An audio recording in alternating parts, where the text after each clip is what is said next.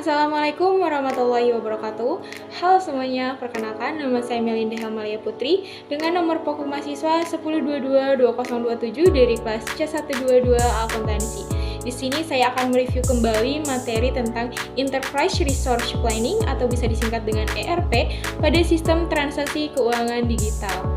Tujuan dan peranannya dalam organisasi. Tujuan sistem ERP adalah untuk mengkoordinasikan bisnis organisasi secara keseluruhan. Kedua, ERP merupakan software yang ada dalam organisasi atau perusahaan untuk otomatisasi dan integrasi banyak proses bisnis, membagi database yang umum dan praktek bisnis melalui enterprise, menghasilkan informasi yang real-time, memungkinkan perpaduan proses transaksi dan kegiatan perencanaan. Manfaat sistem ERP menawarkan sistem terintegrasi di dalam perusahaan sehingga proses dan pengambilan keputusan dapat dilakukan secara lebih efektif dan efisien.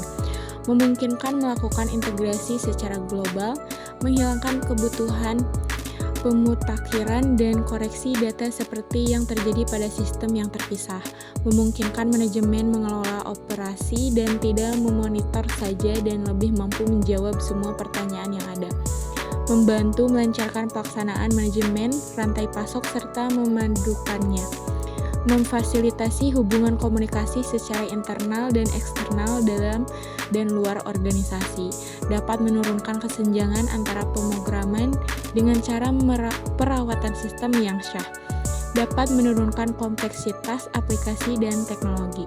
Keuntungan ERP, keuntungan yang bisa diukur, penurunan inventory, penurunan tenaga kerja secara total, peningkatan service level, peningkatan kontrol keuangan, penurunan waktu yang dibutuhkan untuk mendapatkan informasi. Kelemahan ERP, terbatasnya kustomisasi dari software ERP, sistem ERP sangat mahal, sulit beradaptasi dengan alur kerja dan proses bisnis tertentu dalam beberapa organisasi.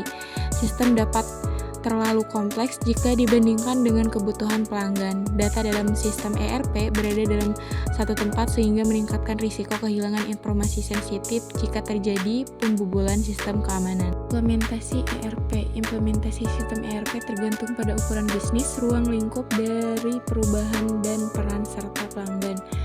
Dua, perusahaan membutuhkan jasa konsultasi, kustomisasi, dan jasa pendukung. 3, migrasi data. Pendekatan implementasi ERP. Yang pertama ada the big bang, yang kedua step by step, yang ketiga small bang. Kendala implementasi ERP. Yang pertama ada teknis, kedua budaya, dan yang ketiga politik. Memilih sistem ERP. Proses pemilihan software ERP sebaiknya dilakukan dengan melalui beberapa tahap analisis. Analisis strategi bisnis, analisa sumber daya manusia, analisa infrastruktur, dan analisa perangkat lunak. Gagalnya ERP, waktu dan biaya implementasi melebihi anggaran, pre-implementation tidak dilakukan dengan baik, strategi operasi tidak sejalan dengan bisnis, proses desain dan pengembangannya. Orang-orang tidak disiapkan untuk menerima dan beroperasi dengan sistem yang baru. Kurangnya edukasi dalam tahap implementasi akan memberikan kesulitan bagi user yang justru akan memperlambat proses bisnis. Sekian dan terima kasih. Wassalamualaikum warahmatullahi wabarakatuh.